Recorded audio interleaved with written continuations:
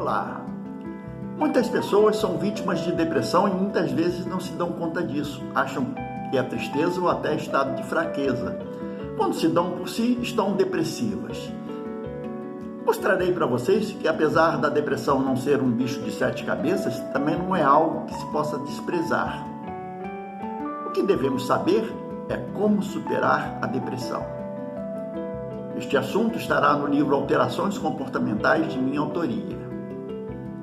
Bom, como eu tenho que dizer isto sempre para vocês não esquecerem, quem ainda não se inscreveu, inscreva-se no meu canal no YouTube. Bem, vamos lá assistir? Segundo observado por especialistas da literatura, a depressão é uma doença psiquiátrica crônica que se refere a uma ampla gama de problemas de saúde mental que produz uma alteração do humor caracterizados pela ausência de afeto positivo, que promove tristeza profunda, principalmente quando esses sintomas são associados a sentimentos de dor, amargura, perda de interesse e prazer por coisas e experiências comuns, ou também ligados a sensações de desesperança, desencanto ou baixa estima. Na verdade, a depressão é altamente predominante na população de maneira geral.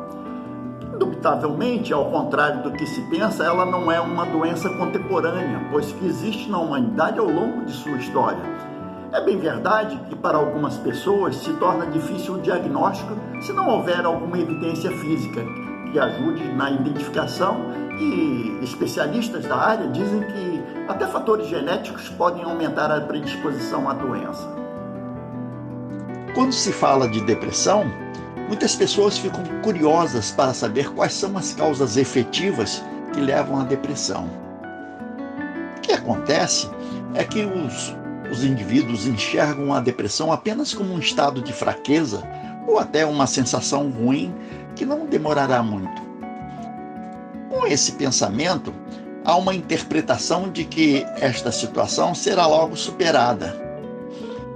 Mas, na verdade, uma pessoa com depressão não consegue perceber com exatidão quando as coisas estão dando errado, porque se vê asfixiada por situações que lhe tiram a capacidade de enxergar problemas futuros. Especialistas da matéria dizem que é muito comum as pessoas acharem que a depressão é apenas uma tristeza profunda. Bom, o que se tem de verdade é que a tristeza dura enquanto o indivíduo estiver preso à causa que o deixou triste, ou seja, ela é passageira.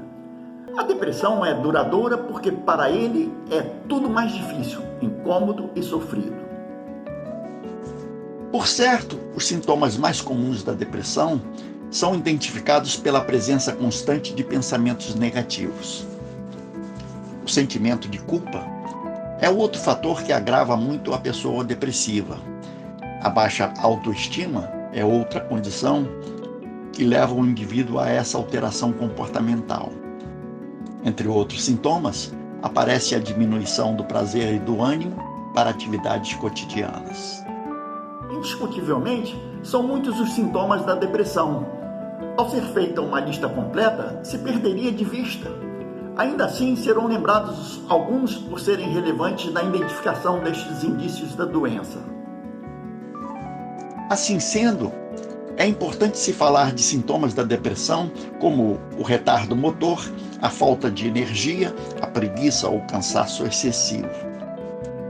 Nesse cenário, não pode ficar sem ser relacionado à lentidão de pensamento que ocorre nas pessoas, como também a falta de concentração. Naturalmente, a pessoa irá se queixar de falta de memória, ficará sem vontade e se sentirá sem iniciativa para realizar alguma coisa. Indiscutivelmente, conforme a análise dos profissionais da medicina, uma das causas da depressão pode estar na genética. Estudos com famílias mostram a existência de um componente genético onde existe suscetibilidade de 40% na propensão do desenvolvimento depressivo. Sem dúvida nenhuma, eventos estressantes têm uma grande tendência para desencadear episódios de depressão nas pessoas portadoras de predisposição genética à doença. É importante saber que, de acordo com esses analistas, há evidências da deficiência de substâncias cerebrais identificadas como neurotransmissores. É o caso da serotonina e da dopamina, que possuem uma ligação na regularização da atividade motora, que mexem no apetite e no sono, trazendo também alterações no humor. É a bioquímica cerebral. Incontestavelmente, dizem os profissionais terapêuticos que os fatores de risco que podem contribuir para o desenvolvimento da depressão são identificados pelo histórico familiar ou pelos transtornos psiquiátricos correlatos, mas também podem ser encontrados pela ansiedade ou estresse crônicos. Em outro patamar estão as disfunções hormonais, porém, com certa intensidade, a dependência de álcool e drogas ilícitas. Mas, acertadamente, são fatores de riscos os traumas psicológicos. Em circunstâncias de disfunções, aparecem também as doenças cardiovasculares, endocrinológicas e neoplasias, entre outras. É bom que se saiba que, segundo a psiquiatria, a depressão é uma doença mental de elevada prevalência, podendo estar associada ao suicídio. Ela tende a ser crônica e recorrente, principalmente quando as pessoas não fazem um tratamento adequado. Na verdade, o combate à doença não deve ser feito apenas pela psicologia. O trato da depressão deve ser medicamentoso e psicoterapêutico, mas é bom que se note, é fundamental a adesão ao tratamento. A interrupção ou a descontinuidade pode aumentar significativamente o risco de se tornar crônico. Bom, pelas causas e os sintomas relacionados, é possível identificar a pessoa com uma depressão. Apesar disto, o diagnóstico sobre esta alteração comportamental deve ser clínica após a anamnese médica, ou seja, a coleta completa da história do paciente e a realização de um exame do seu estado mental. Evidentemente que, entre outros indícios, o terapeuta pode identificar uma distimia, que é um quadro mais leve e crônico da depressão, onde as alterações estão presentes na maior parte do dia, todos os dias, por no mínimo 2 anos. A esse respeito, os profissionais do assunto dizem que o principal sintoma nesse caso é a irritabilidade, além do mau humor, que traz a baixa autoestima, desânimo, tristeza e predominância de pensamentos negativos, como descrito anteriormente. É relevante saber que, entre outros subtipos, analistas relacionam a depressão psicótica. É um quadro grave de depressão caracterizado pela manifestação de delírios identificados por crenças perturbadoras ou uma ruptura com a realidade, ou até por alucinações apontadas pela audição ou visão de coisas desagradáveis que outras pessoas não conseguem ouvir ou ver. Bem, com esse esclarecimento sobre a depressão, as pessoas estarão tendo uma base das causas e sintomas da doença. Isso é importante porque, a partir daí, é possível fazer uma prevenção contra essa alteração comportamental.